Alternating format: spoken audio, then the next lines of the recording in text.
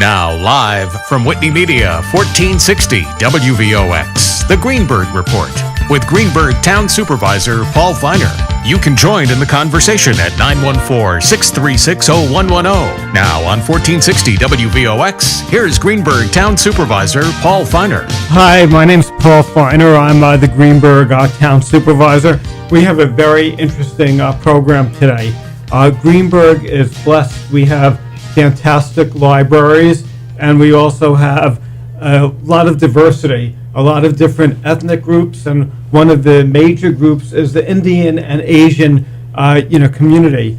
With us as special guest today is Elizabeth Hobson, and she's the director of the Dobbs Ferry Library. She came to Dobbs Ferry a year ago after many years at the Nyack Library, and she brought with her experience as a children's librarian, teen librarian, and head of outreach, adult programming, and technology. And she's going to talk a little bit about the role public libraries have to play in their communities. We also have Charu Agarwal, who came to the United States in the year 2000 to attend graduate school, and her focus areas of work have been family strengthening services, and she has worked since her college days with immigrants and low-income families. Charu's family moved to Dobbs Ferry in the summer of 2016, and she joined the Board of Trustees for the Dobbs Ferry Library, and she believes that libraries in the country don't just help people in growth and learning, but also in building communities. And we also have Mijo Sasaki. She's a senior at the Dobbs Ferry High School and represents the future of Dobbs Ferry, and is serving as a liaison between the public library and the schools. And she has been a great addition to the library and has helped run several programs last summer. So maybe we could start, Chara. You could tell us just a little bit about what the library does to promote culture.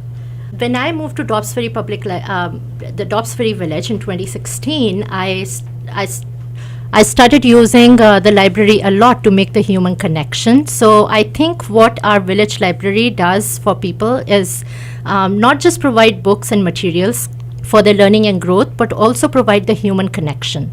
We have a lot of seniors using it, diverse groups who live in our village using a public library, and we see a lot of community building that is happening in our library, and we are also working towards engaging more diverse groups and also building on that community. The village of Dobbs Ferry speaks, they put together a multicultural event last week, and the diversity committee from the school came up. They put together the list of languages that are spoken in our village, and there are about 28. That's amazing. 28 languages. That is amazing. Mijo, it's unusual. I think it's unusual for a library to have student representatives. Is that accurate? It's not that unusual, but it is really special when you can attract students to your library to really work together with the library staff and the library board in making those connections. I know it's not the first time, but I will say it is a really special connection that we've made with Mijo, and we're hoping that, we were just talking in the car on the way over here, that we hope that she can recruit another really special person, because it's been such a great connection for us to have made. And Mijo, what got you motivated? What got me motivated to join the library? Right. So it was actually through my own school librarian, Ms. Gonzalez at the high school, who actually introduced me to this opportunity. And I've learned a lot from it. And my role at the library is the liaison between the board and the library and the teenagers that live in Dobbs Ferry. Because as the library is growing, it needs to accommodate the needs of people, especially young people. And because my generation is more focused on technology, the needs of our generation is changing too. And I think that it's a really great way to help the library grow and become something that is useful to everyone in the community and be accessible to everyone in the community. This might be a stupid question, but I've asked stupid questions before. Your generation uses technology. Everybody uses iPhones. Why do you need a library? I think that a library has become and needs to become something that's more than just books, but it's also a place, like I said before, that's accessible to everybody. So it's a place of community. It's a center for education and other services and resources that people who normally wouldn't be able to have those resources can access them. We have to take a first break. There's a couple of breaks in this program, and unfortunately there's advertising, and we'll be back in 5 minutes. And then I want to talk a little bit about some of the resources that are available, and some of the initiatives that are taking place in the library. So I'm Paul Feiner, Greenberg Town Supervisor. We'll be right back. Now, back to the Greenberg Report on 1460 WVOX. Once again, here's Greenberg Town Supervisor Paul Feiner. Good morning. I'm Paul Feiner. I'm the Greenberg Town Supervisor, and we have a really interesting program today. My guests are Elizabeth Hobson of the Dobbs Ferry Public Library, Charu Agarwal, who is helping to organize a cultural diversity experiences at the library, and a student, Mijo Sasaki, who is involved in the library and promoting culture. So why don't we talk about an event that's coming up, and it's a continuing series. It's a cultural program. Yeah, so our Cultural Explorer series puts a spotlight on the rich diversity of Dobbs Ferry and the surrounding areas. Like I mentioned before, our little village of Dobbs Ferry, which has a population of about 11,000 people, speaks more than 28 languages, and that's like, a lot of cultures in that small space. And when we came up with this idea in November, we thought we'll provide every 2 or 3 months a cultural event that will showcase a different culture or a celebration from a different country for our population in Dobbs Ferry at a public library. And so we have a committee of 3 people, and we are asking the community to come forward and help us, and maybe Elizabeth can speak more about that. But our next event is going to be on this Sunday, February 3rd, from 1 to 3 p.m., again at Dobbs Ferry Public Library, and this is the Chinese, Korean, and Vietnamese New Year. And I let Elizabeth tell us a little bit more on why we named this event Chung, Che, Solal, and Tet, the native names for what they are called in those countries. Right. So we had, this series was started in November with a celebration of the Hindu holiday Diwali. And we had people from the community come in, and they brought art objects, they brought food, they brought, we did craft programs with the children to really just introduce, some aspects of a different culture to our community. And we had a really great response to that one, and it really energized this small group that's the guiding basis of the Cultural Explorers series. One of the things, as Charu said, that's really important to us is to attract community advisors. And so this time for our Chunje, Seolal, and Tet celebration of the New Year, we have community members. We have some Chinese Americans and some Korean Americans who are going to actually be there helping us and presenting from their cultural basis, what the holidays mean to them. Originally, when we started talking about this, and this is the sort of geek librarian talk now, we were looking at saying we're going to do a Lunar New Year program. And because many communities in Asia celebrate the Lunar New Year, we did some research and realized it's not just lunar, it's a solar lunar celebration. Right. And it's different cultures have different Lunar New Years. In fact, based on whatever calendar you're using, there are some that are celebrated in September, some that are celebrated in November. So we decided to call it Chunje, Seolal, and Tet because all 3 of those actually are based in the same, I think it originated in the Han Dynasty in China. That calendar is used by these same cultures. And yet the culture celebrate them slightly differently. So we're trying to pull in a lot of different aspects to a similar thing. Going forward, we're hoping to continue to attract community engagement and community participants in this program. We put out a little request in our local newspaper, the Enterprise, and got a response from someone who's very interested in bringing Indigenous American celebrations to us. That's very interesting. Yeah. And it brings the community together. Right now, there's so much bigotry all over the country, and anger, and this is something that's really nice. Amisha, are students interested in this? Yes, they definitely are. We actually have a few student volunteers who will be helping us out with this, but I think also because there's so much diversity in the student population as well, that something like this is really eye-opening, and it helps to build up tolerance in the young community. So, for example, I'm Japanese American, and I've also lived in Dobbs from kindergarten all the way until my senior year of high school right now. And I think it's good to introduce something like a cultural series that helps explore the different cultures of the world, especially in how globalized the world is right now. And to introduce it now when people are still impressionable and can change their opinions to be more tolerant and have a different perspective is super important. So I think that with different clubs in our school, like the cultural club or the diversity committee, that something like this is vital to our community. Right. In terms of the diversity, I know that Dobbs Ferry is diverse. Are the student makeup all over the place, or is there predominantly one ethnicity? Dobbs is still kind of has a white majority. However, there's a lot of people coming in, and more people come in every year. So I actually have a friend who speaks 3 languages. She came from Egypt, and it's really nice having those different perspectives and people from all over the world who know more languages and know more about other people. And it's great because even though there is this white majority, you're still surrounded by so many different cultures. The town of Greenburgh, we have a human rights committee.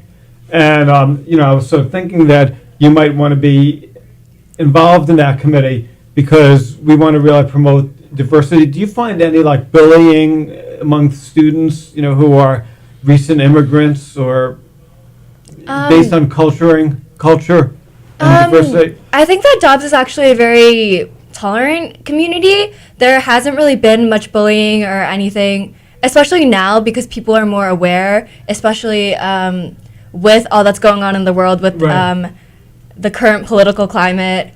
But I think that once people start trying to educate themselves by looking at the news or trying to find out for themselves and to form their own opinions about things, that stuff like bullying will tone down and be less of a problem. We have to take another break, and I'll be right back in a few minutes. This is a shorter break. I'm Paul Feiner, Greenburgh Town Supervisor.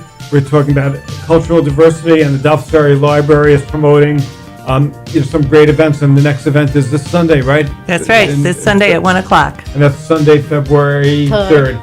At 1 o'clock at the Dobbs Ferry Library. And if you haven't been to the Dobbs Ferry Library, it's overlooking the Hudson River. So if you don't like books, and I hope you do like books, at least you could look out the Palisades. That's right. You can see all the ice on the river right now. It's really beautiful to look out there. Beautiful views anywhere. So it really would be a treat for people to go to this program. You'll really enjoy it. You'll enjoy the spectacular Dobbs Ferry Library. I'm Paul Feiner, Greenburgh Town Supervisor. Now back to the Greenberg Report on 1460 WVOX. Once again, here's Greenberg Town Supervisor Paul Feiner. Good morning, I'm Paul Feiner, and we have a very interesting program today. My guests are Elizabeth Hobson of the Dobbs Ferry Public Library. She's the director. Charu Agarwal, who came to the United States in 2000 and is involved in promoting cultural diversity, and Mijo Sasaki, who is a senior at Dobbs Ferry High School. What colleges are you going to be applying to? Oh, colleges. I'm thinking my top right now is Northeastern. Oh, that's great. Yeah. I'm wondering if we could talk a little bit about the role of libraries.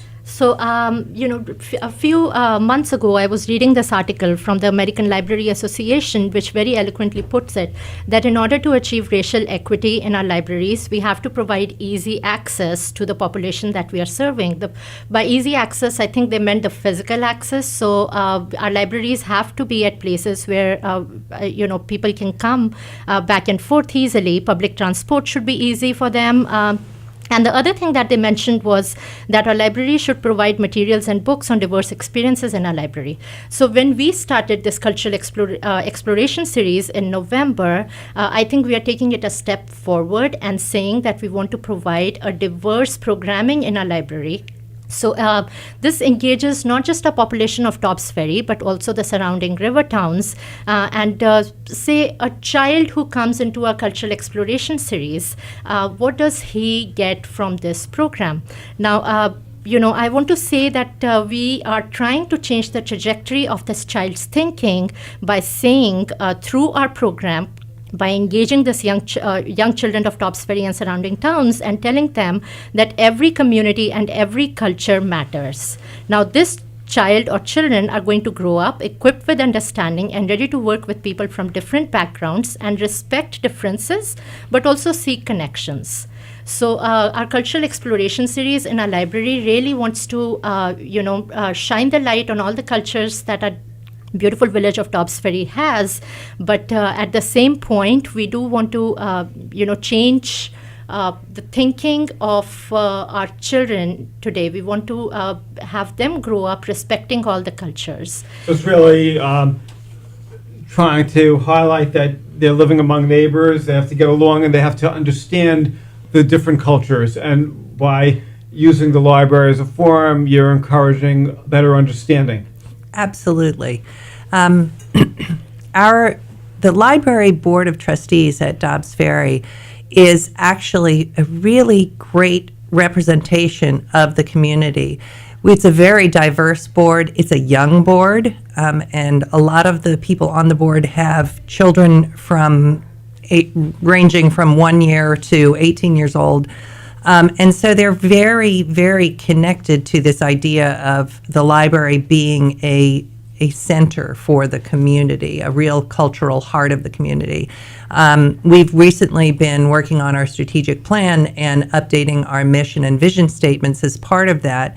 And so it has not been voted in officially yet, but our working mission statement right now for the Dobbs Ferry Public Library is that we are a responsive and accessible library that serves everyone in their pursuit of learning, growth, and human connection. And we really were thoughtful about adding that human connection part in there. You said before you had a dumb question about libraries. Are libraries still relevant today? And first of all, as I said, there is no dumb question. But it's an important question because many people ask, are libraries relevant? Can't I just go out and get it all off of the internet? It's really a dumb question for the uninformed, but I sort of knew the answer because I know even the Greenberg Library, there's more people who use the library in this age of technology than used it before the internet, which really is surprising. The libraries have really become, as Mijo said, really it's sort of a using technology, it's a community center. Absolutely, absolutely. Our vision statement that we're working on really says it best. We aspire to be the cultural heart of Dobbs Ferry, reflecting and fostering the vitality and diversity of our village. Now you're on the board of the yes, library? I'm on the board of Dobbs Ferry Public Library, and I think libraries, when we talk about libraries in today's age, we want to go beyond books, and I think we've done a very good job in moving beyond books. I think libraries in today's time are serving their patrons not just in technology and books and programming, but also in ending the isolation. the seniors who come to our library seek that human connection. Even if they're just sitting on the sofa and reading a book, they're seeing people around them. And so it's also the same thing is relevant for young mothers. I remember the time when I was a young mother. I was isolated. I didn't know too many people here, or even if I knew too many people here, they all were going to work while I was staying home taking care of my kids. So when I went to a library, I had that community. Do they have like young mothers Groups. clubs? Absolutely. Yes. We have a baby meetup for first-time parents. We're still struggling with getting leadership for that program, but we keep it going with the idea that, that's your first connection to the library. And oftentimes, a baby meetup group is your first connection into your community. If you've been a young person, maybe you lived in the city while you were starting your career, and now you're starting a family, you've moved to the suburbs. But you moved to the suburbs, and how do you get to know people? We're very siloed. There's a tendency with the internet availability is like, I can work from home, I can do everything from my home, and I'm stuck in these four walls. And the library really can become a place for community connection. You go out and you meet other new parents, and you talk about how difficult it is having a baby at home when you've been working for many years, and now you've got a totally different life starting. And it's those points of connection that are so important. I do want to say, though, that, the traditional library as a quiet place and a repository has not disappeared. The things that libraries are doing now is allowing for this vibrant cultural community connection place while still maintaining places for quiet study. I had, when the board did a community survey last April, and while we had paper surveys and we had an online survey, and I was on the reference desk at one point, and I noticed there were two young students studying upstairs, and I said, "Hey, ladies, I hope you don't mind. Would you fill out this survey about why are you in the library right now?" And they turned to me, and they both just sort of looked up and said, "It's quiet here, and we can study better."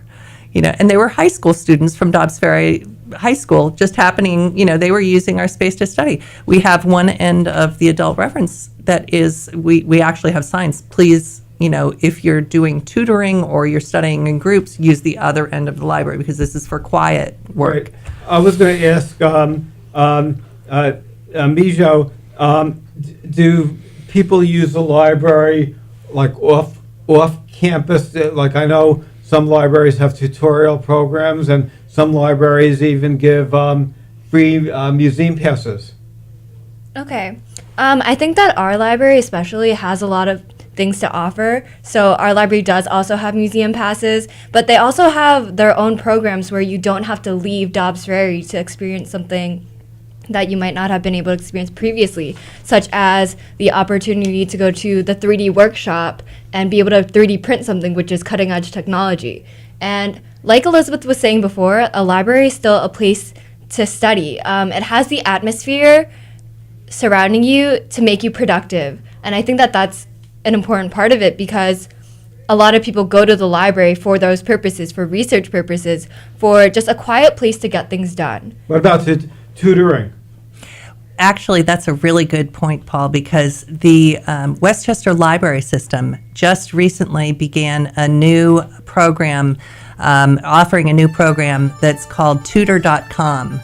And it is an online live tutoring site. You can get there through the WLS let's see, it's westchesterlibraries.org website. If you go to their research and learning tab on their website, anybody in Westchester County, it's not just Dobbs, but we all can access it. It has a really great, really deep tutoring program now. That is fabulous. We have one more break, and then we'll be right back.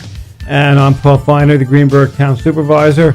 And again, this Sunday, when is the program? This Sunday, 1 to 3 p.m. at Dobbs Ferry Public Library, we are celebrating Chinese, Vietnamese, and Korean New Year. Right, and again, I should point out that the Dobbs Ferry Library, without question, is one of the more picturesque libraries, right overlooking the beautiful Hudson River. There's great restaurants near there. Now back to the Greenberg Report on 1460 WVOX. Once again, here's Greenberg Town Supervisor Paul Feiner. Hi, I'm Paul Feiner. I'm the Greenberg Town Supervisor. My guests are Elizabeth Hobson, Library Director of the Dobbs Ferry Library, Charu Agrawal, who is organizing a cultural series. The next one's this Sunday.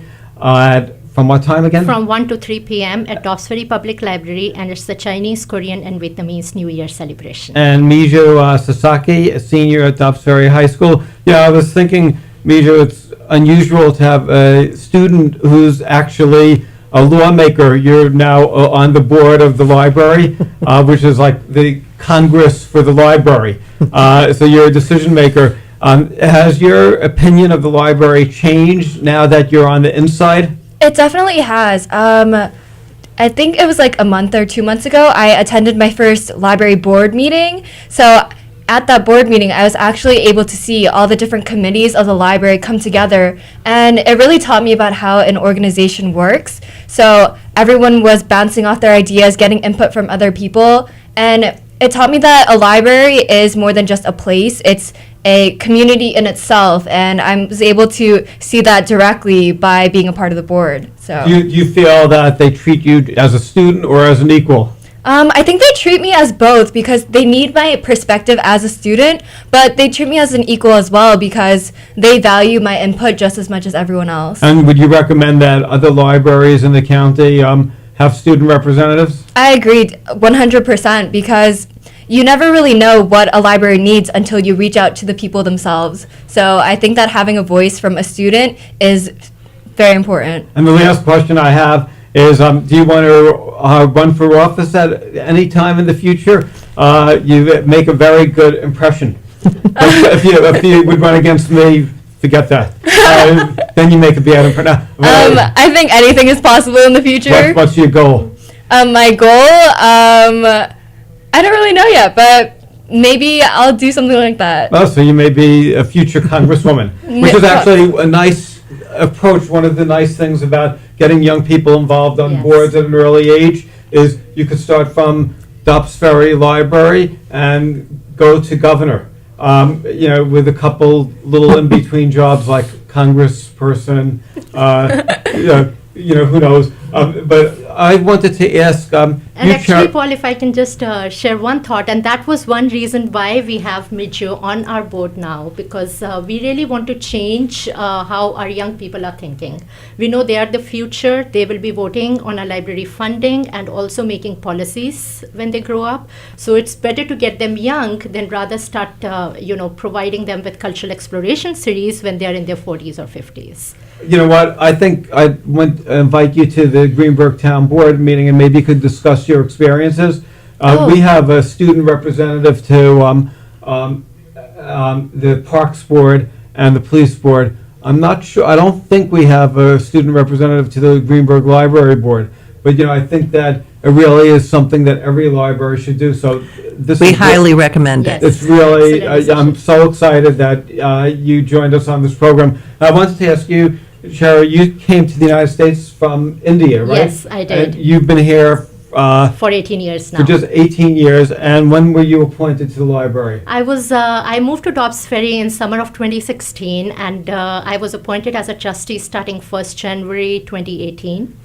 I applied in about November of 2017, was interviewed and appointed in December. So it's really terrific for an immigrant to be able to be part of the government almost immediately. Yes, so the reason why our library is so important to me, and this is something that I shared with the whole board and also in the newsletter to the enterprise, I come from a developing world. India, when the funding comes forward, we are thinking of providing electricity to the village, not a library to a rural area.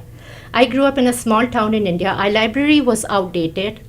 So was the book collections. The librarians were not very happy people, and it was I didn't have access to a very good library. But I moved here in 2000, and I started going to graduate school, and all of a sudden I fell in love with the libraries that United States offers. Not just the free internet that helped me keep in touch with my family, but also the collection of books that a small public library in Minnesota offered me. So I thought, you know what? so much funding and so many resources are poured into these public libraries, and they are such a valuable piece of our institutions that are provided to the public, first of all, free of cost. There's no taboo in attending a library program. It helps you end your isolation as a young mother, as a senior, as an adult living alone. And for me, as an immigrant, I was able to build a community in my public library.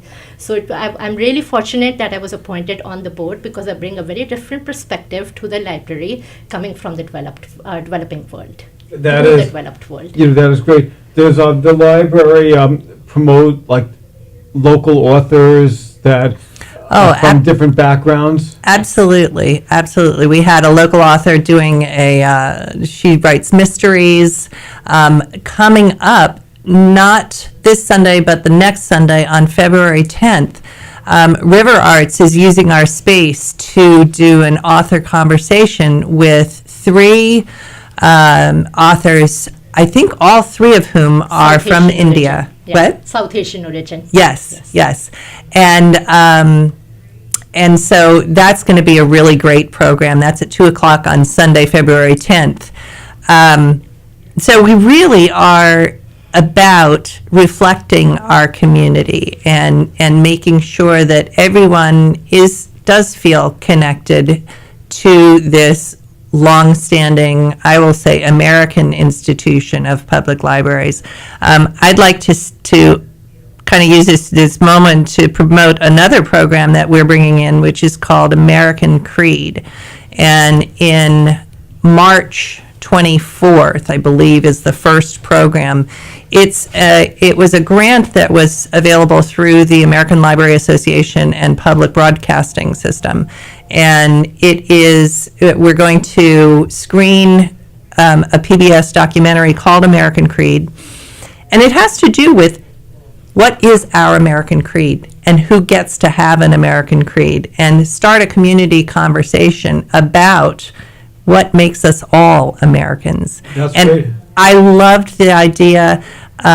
Jamie Floyd from WNYC is going to be our moderator, and so that will be an open to the public community conversation about how do we integrate immigrants and longer Americans and indigenous Americans into this American Creed. I think it's an important conversation to have right now. And, I feel so fortunate that the board of directors of the Dobbs Ferry Library is so supportive of this type of programming, because, you've sort of heard today, this is what we're about. We're about really serving our community and really bringing our community together. We have a phone call. Good morning. Good morning, Paul. You know me, Dave Litsky. How are you? Good. And your guest. I just want to let you guys know the Jewish calendar goes back 5,779 years. It started in 3761 BC, and then it continued to. This year we're celebrating 5,779 years of using the lunar calendar, which is a 4-phase. We study the 4 phases of the moon. Every 19 years, there's 7 leap years, and that's how we keep the calendar more or less under control. So include us in your studies, because we are an interesting people. Join us. Yes. I will. Now listen, Paul, 2 quick things. Did you ever implement, I once gave you the idea, I know you can do it right away, bike riding on certain streets on the sidewalk, maybe one side for pedestrians and another side for cyclists so they could ride to school. It's a no-brainer. You have the sidewalks, nobody really walks anymore. So one side of the street, let's say it's going on Central Avenue, for example, you go, let's say the north side of Central Avenue, whether it's, you follow me, walking on that side, and the other side could be for bike riders. Wouldn't that be a great idea? Yeah, I will bring that up again with the police chief when I get off the air today. I know, because I ride every day, and I know you love bike riding, Paul. We have a lot in common. Great, thank you. And last thing, I go to libraries a lot, and I noticed that most of the librarians don't do anything anymore. They sit in front of their screens all day. They're not really coming up with great programs for the kids and the adults. So I think it's time for them to free them up. Well, you should come to the Dobbs Ferry Public Library and take a look. Oh, I know, you're rocking and rolling, but around here, they're dead wood. It's Well, so do you know sad. what? Then we have to Paul, you know why they do good in your community? Because you are in the streets, Paul. you're a street guy like George Washington. You say, follow me, I'll show you how it gets done. And more power to you and to your guest. I think it's wonderful. Have a great day, guys. I hope you go to the Dobbs Ferry Library because I'm going to go. I'm going to go visit it. Excellent. They I do love a lot. Dobbs Ferry. And you know what? It's really interesting. Sometimes, you get negative comments, but you learn from the negative Yes. comments. So, It makes a library director go home and watch her staff and see that they're not ignoring the patrons and they're not coming up with good new programming. So if you go to the library, there could be like a secret patron program where people could go and ask the librarian a question, and if they're yawning and not paying attention, then you know that they have to be talked to. But when I've gone to the Dobbs Ferry Library, I've had very pleasant experiences, and when I go to the Greenberg Library, I've had pleasant experiences. But I guess they know me, so since I'm the town supervisor. But the thing is, I've heard really positive things. We're running out of time, and again, thank you so much for joining us. This was a really good program. Good luck with your programs, and Mijou, if you run for office, I would probably vote for you unless you run against me. Then I would probably vote for myself. Thank you, Paul, for having us here. This was a wonderful conversation. Great, thank you very much, and you, Paul. thank you very much for all you're doing to promote cultural diversity and understanding of the importance of a diverse community. I'm Paul Feiner, Greenberg Town Supervisor. Thank you, Paul.